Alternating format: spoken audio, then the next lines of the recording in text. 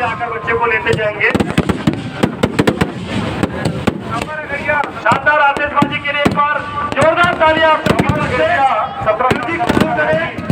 मंच के पास आ जाएंगे।